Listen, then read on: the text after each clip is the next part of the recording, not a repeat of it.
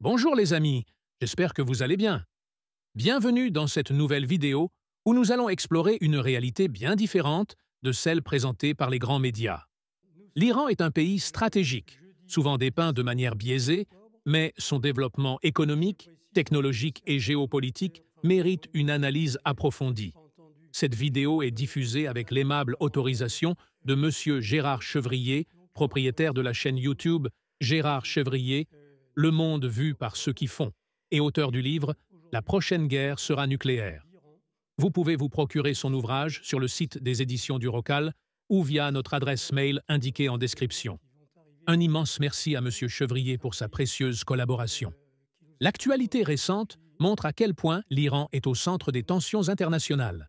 Donald Trump, de retour sur la scène politique, a récemment rétabli une politique de pression maximale sur l'Iran visant à restreindre ses ambitions nucléaires et son influence régionale. Parallèlement, il a évoqué la possibilité d'un accord de paix nucléaire vérifié, tout en renforçant les mesures de sécurité autour de sa propre personne, face aux menaces potentielles d'agents iraniens.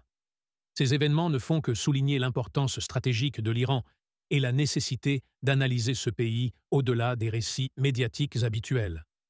Avant de commencer, pensez à aimer la vidéo et à la partager autour de vous pour booster sa visibilité.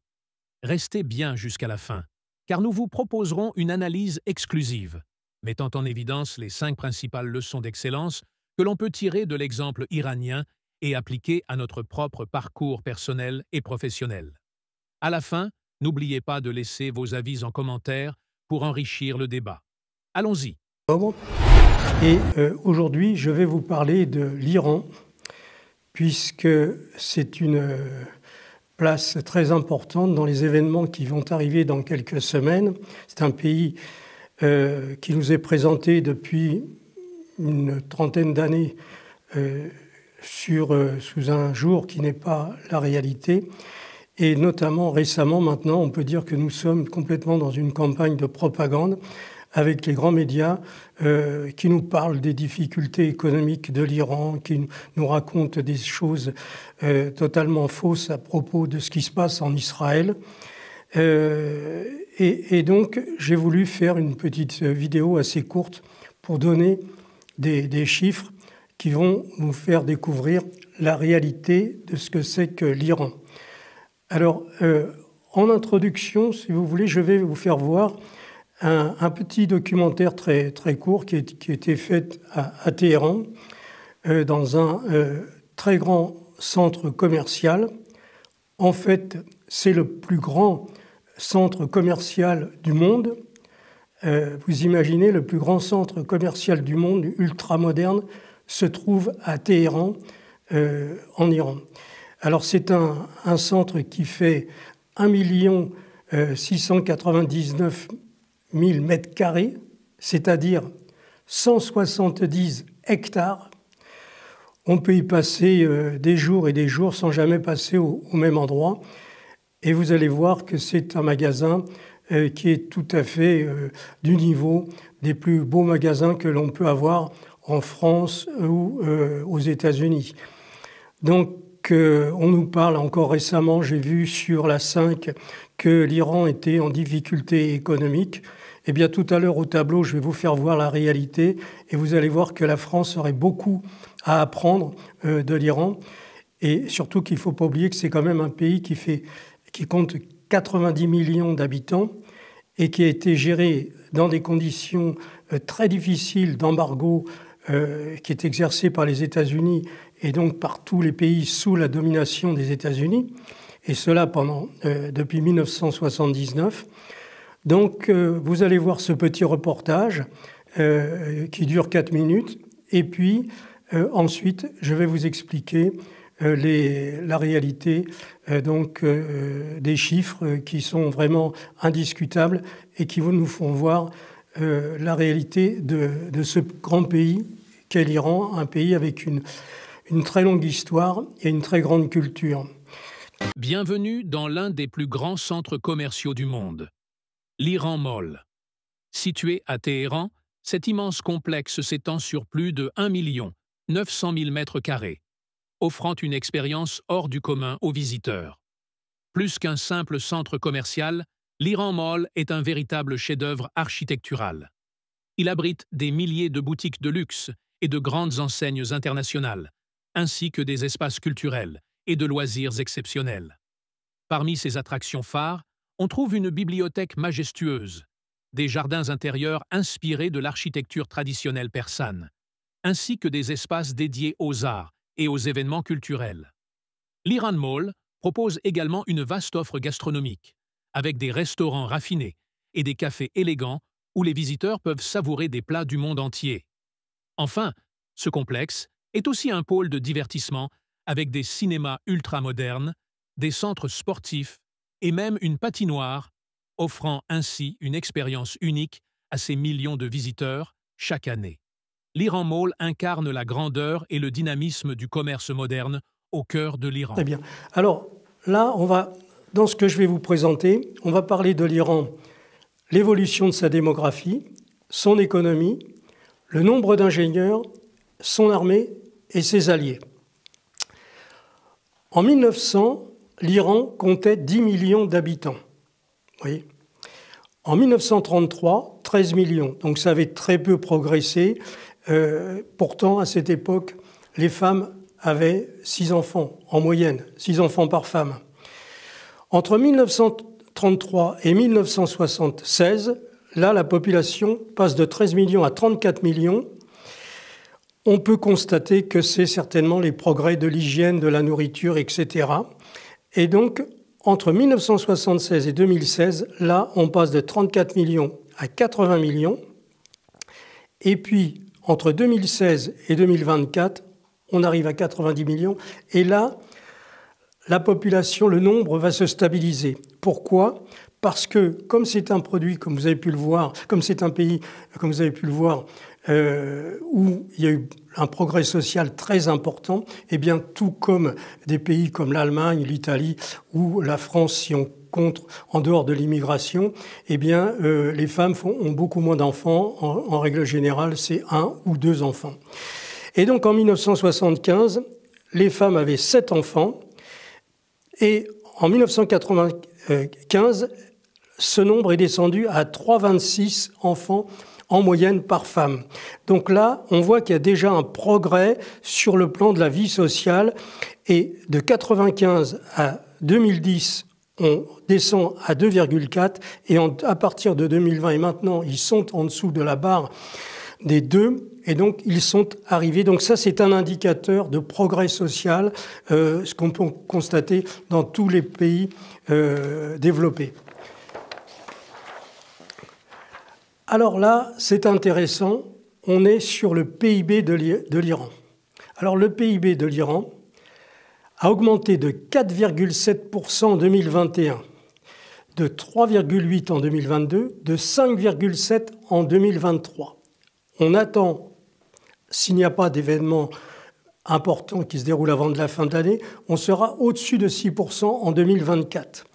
L'endettement de l'État, alors ça c'est très important. Il est passé de 36% du PIB en 2022 à 28% en 2023 et il est descendu à 25% en 2024. À titre comparatif, le pourcentage de l'endettement de la France est passé de 55% en 1994 à 98% en 2019 et à 112% en 2022. Nous sommes dans une situation catastrophique en France et on nous donne dans les médias des informations comme quoi l'Iran serait en difficulté économique. Eh bien, moi j'aimerais bien que la France soit dans la même situation que l'Iran, parce que là, avec un endettement qui serait descendu de 55 à 25, on pourrait avoir la tête haute. Mais là, ça n'est pas le cas. En France, on est en faillite. Et là, c'est quelque chose qu'il faudrait un petit peu... C'est-à-dire que sur le plan politique, il faudrait peut-être que les gens apprennent à gérer une entreprise avant de vouloir gérer un État. En ce qui concerne la richesse de l'Iran, c'est quelque chose d'assez énorme.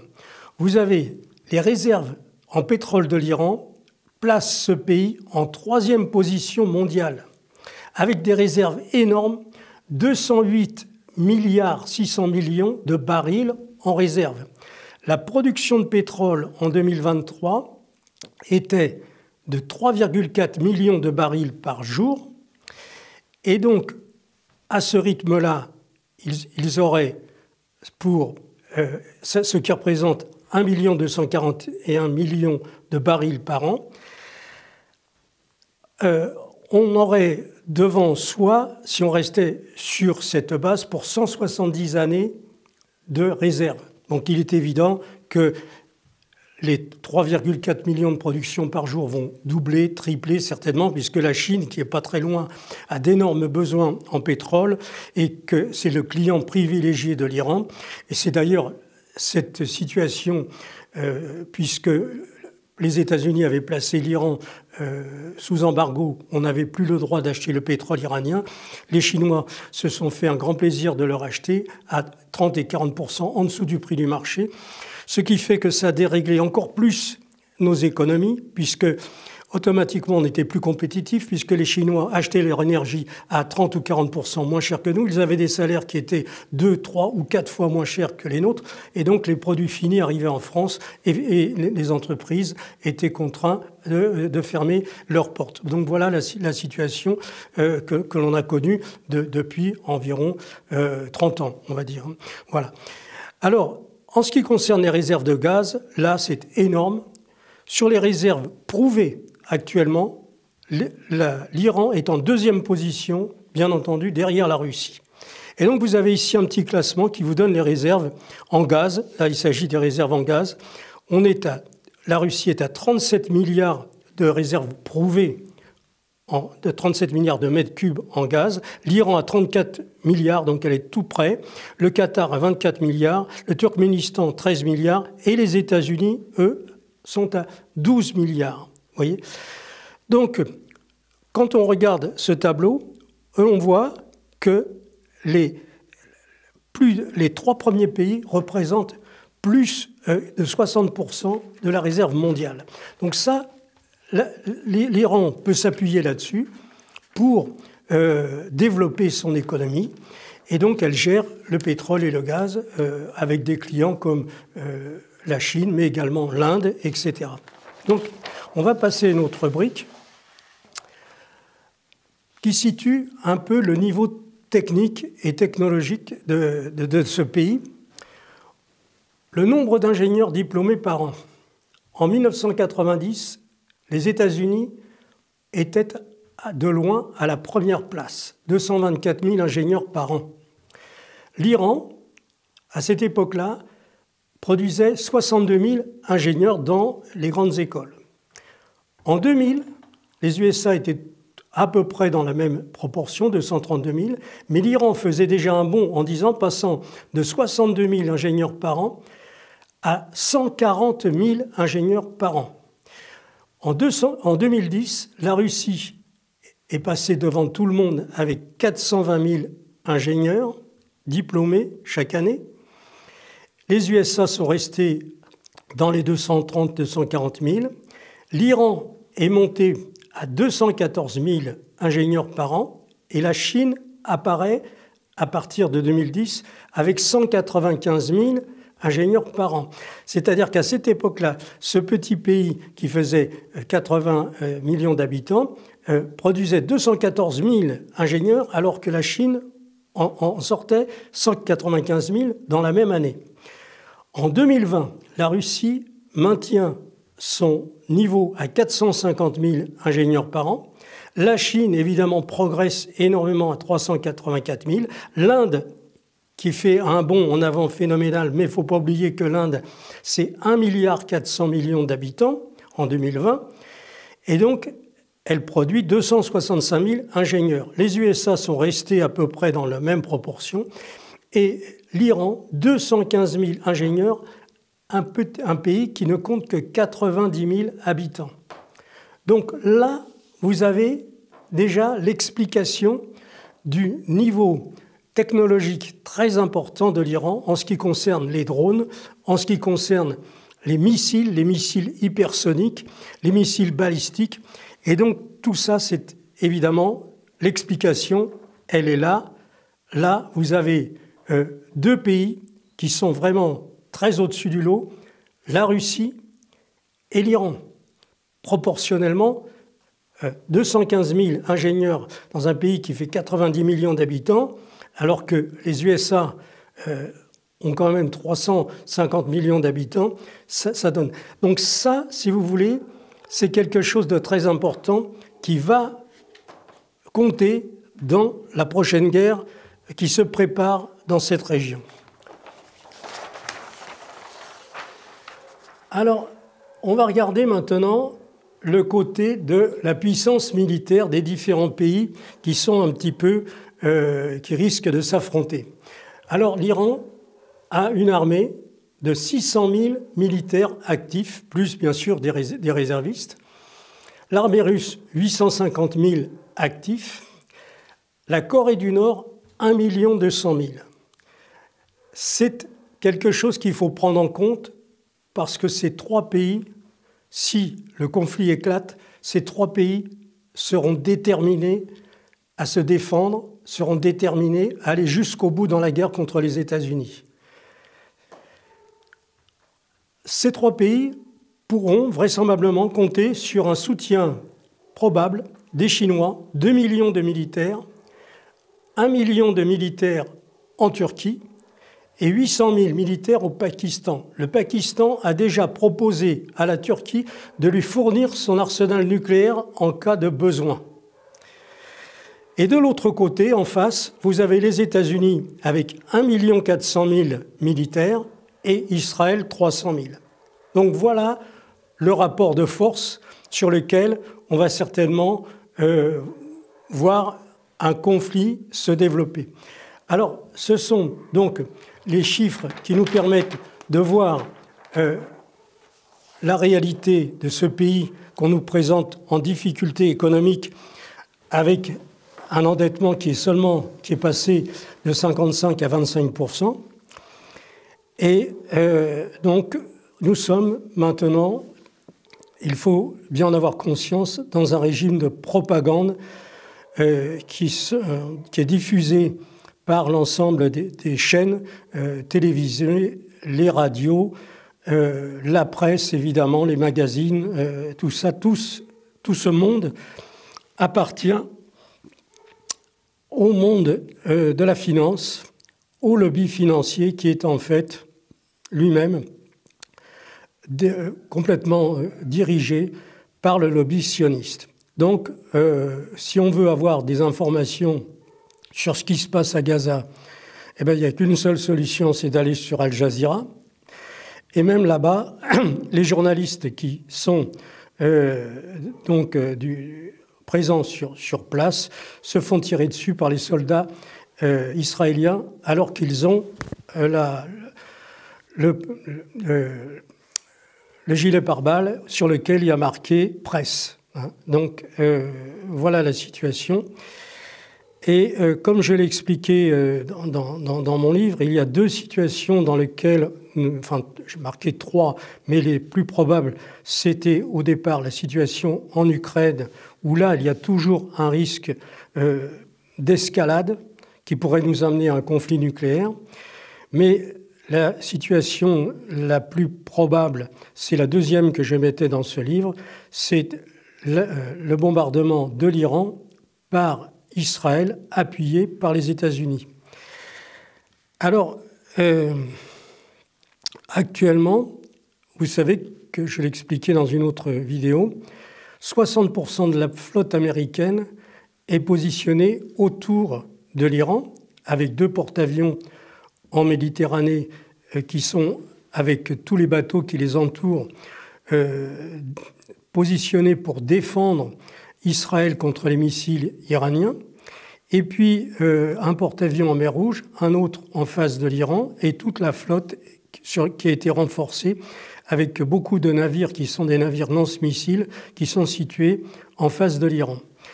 Alors, dans mon livre que j'ai écrit quand même en 2022, j'avais prévu ces situations et j'avais expliqué que le développement que nous étions en fait à un moment de rupture technologique dans la mesure où l'apparition des missiles changé complètement la donne par rapport aux guerres que nous avions connues précédemment. Alors, en 1914, il avait déjà été apparu que l'aviation pouvait fournir des renseignements et même pouvait, au-dessus des tranchées, larguer des bombes. Ça a été déjà une avancée technologique importante. Dans la Deuxième Guerre mondiale, c'était la guerre de mouvement avec la rapidité des déplacements des chars, etc. Et bien sûr, l'aviation qui a joué un rôle déterminant. Et bien maintenant, ce sont les missiles qui modifient toute la donne. Et les Américains qui ont construit des porte-avions, ils ont la plus grosse flotte dans le monde, avec des porte-avions énormes, dans lesquels il y a 5000 personnes qui travaillent dans ces porte-avions. Le coût de construction d'un porte-avions est à la base de 5 milliards de dollars. Ensuite, il faut ajouter à ça tous les avions qui sont à bord. Quand on connaît le prix d'un F-16, les F-16 ne sont pas sur les porte-avions, mais le prix des avions qui sont dessus, c'est quelque chose d'énorme. Et donc, cette valeur qui est peut-être en mer de 10 milliards de dollars peut être coulée avec un missile qui coûte 1 million de dollars. Vous voyez, c'est quelque chose d'énorme. Et donc, jusqu'à présent, les militaires américains, sur leurs porte-avions, dans les navires, étaient en état de supériorité et pouvaient se déplacer sur les mers en toute confiance. Et bien maintenant, ils sont vraiment ils vivent à l'intérieur de ces bateaux dans un stress énorme parce qu'ils savent qu'à tout instant, ils peuvent être coulés par un missile balistique ou un missile hypersonique. Et donc, ça change beaucoup de choses. Et là, nous risquons de voir dans quelques semaines, si Israël réussit à entraîner les Américains dans une attaque inconsidérée contre les installations d'enrichissement d'uranium en Iran ou éventuellement contre les installations des raffineries et les installations de pétrole, eh bien là, dans ces cas-là, l'Iran réagira, enverra des missiles. Et le point important, je l'ai rappelé, c'est que normalement, en début octobre, les Russes devaient signer un accord de défense réciproque avec l'Iran. Ça fait 3 ans qu'ils sont sur la préparation de ce document. Et ce document aurait dû être signé initialement début octobre. Et puis, les Russes ont demandé aux Iraniens de reporter la signature parce qu'en fait, ils estiment qu'il faut attendre. Et pendant ce temps-là, depuis le mois de juin, les Russes fournissent à l'Iran tout un système de défense contre l'aviation israélienne, contre l'aviation américaine et contre les missiles. Ils sont en train de construire une véritable barrière tout autour de l'Iran avec des stations S-400 et surtout des appareils qui permettent de rentrer dans la tête de guidage du missile pour le détourner de sa cible. Et même quelquefois, ils peuvent arriver à faire demi-tour à ce missile. Donc ça, c'est un matériel très sophistiqué. Ils sont, je pense, les seuls à le maîtriser actuellement sur le monde. Et il y a, bien entendu, en Iran, pas mal d'ingénieurs, d'experts russes qui travaillent sur ces stations, et qui forment, bien sûr, en attendant, du personnel iranien pour pouvoir utiliser ce matériel dans quelques temps. En attendant, ce sont les Russes qui sont sur place et au même titre qu'en Israël, beaucoup de militaires américains sont arrivés pour installer des radars extrêmement puissants. Et donc, d'un côté, les États-Unis se préparent à cette confrontation au Moyen-Orient et les Russes également se prépare avec l'Iran. Et alors, ce qui est important de savoir, c'est que, en fait, ce pays, l'Iran, s'est préparé depuis 40 ans à une guerre non pas contre Israël, mais se prépare depuis 40 ans à une guerre contre les États-Unis. Et donc ça paraît, bien entendu, ils n'ont pas l'intention d'aller envahir les États-Unis ou d'aller attaquer les États-Unis, mais ils ont en tête de se défendre d'une attaque de la part des États-Unis, ce qui s'était déroulé contre l'Irak. Donc ils ont eu la possibilité d'observer comment la guerre s'est déroulée en Irak avec les bombardements effectués par l'aviation américaine et également anglaise. Et donc maintenant, je crois qu'ils sont relativement prêts pour résister à une attaque des États-Unis. Mais il est clair que le rapport de force serait en faveur des Américains et des Israéliens, les deux étant associés. Mais avec l'apport de la Russie, ça change complètement la donne. Et comme je l'ai dit à plusieurs reprises, les Russes défendront d'abord l'Iran comme ils défendent actuellement leur position en Ukraine, mais arrivé à un certain stade, ils passeront à la marche supérieure et attaqueront directement le territoire des États-Unis. Et ça, je pense que nous risquons de le voir au mois de février 2025. C'est une probabilité. Nous verrons dans les jours ou les semaines qui précéderont comment les événements vont se tourner. Voilà. Donc voilà ce que je voulais vous dire aujourd'hui pour l'Iran. On reviendra peut-être plus tard sur cette question. L'analyse de Gérard Chevrier sur l'Iran ne se limite pas à une simple description géopolitique. Elle offre des leçons profondes qui peuvent être appliquées à notre vie personnelle et professionnelle pour atteindre l'excellence. Voici comment ces enseignements peuvent être transposés dans nos propres parcours. 1. Résilience face aux défis. L'Iran, malgré des décennies de sanctions économiques, a maintenu une croissance stable et réduit son endettement. De la même manière, dans la vie, chacun fait face à des obstacles, qu'ils soient professionnels, financiers ou personnels. La résilience est essentielle pour surmonter ces défis. Dans la sphère personnelle, il est important d'apprendre à gérer les crises avec calme et détermination. Par exemple, une période de chômage peut être l'occasion d'acquérir de nouvelles compétences ou d'explorer de nouvelles opportunités. Dans le monde professionnel, les périodes de crise peuvent être transformées en opportunités pour réinventer des processus, trouver des solutions innovantes ou renforcer la cohésion d'équipe. Adopter une attitude proactive permet de transformer les difficultés en levier de progression. 2. Investissement dans l'éducation et la formation. L'Iran a massivement investi dans l'éducation, formant chaque année plus de 215 000 ingénieurs. Cet engagement envers le savoir est un puissant levier de développement. Dans la vie quotidienne, cultiver sa curiosité intellectuelle est une démarche essentielle. Lire, suivre des formations et explorer de nouveaux domaines permettent d'élargir ses compétences et d'enrichir son parcours. Sur le plan professionnel, encourager la formation continue est un atout majeur. Les employés qui se forment régulièrement sont plus innovants et adaptables. Pour les entrepreneurs, investir dans le développement des compétences de leurs équipes leur permet de rester compétitifs. 3. Stratégie et alliances. L'Iran a su nouer des alliances stratégiques avec des pays comme la Russie et la Chine, renforçant ainsi sa position géopolitique.